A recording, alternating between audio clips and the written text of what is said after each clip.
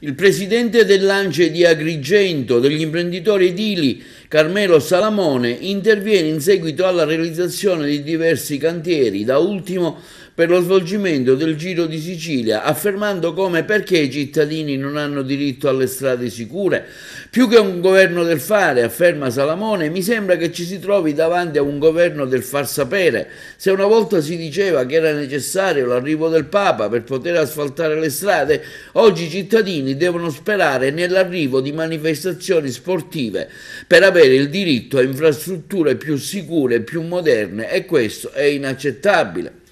Il presidente provinciale dell'ANCE di Agrigento, Carmelo Salamone, afferma come, volendo tacere di spot TV, autocelebrativi e altre amenità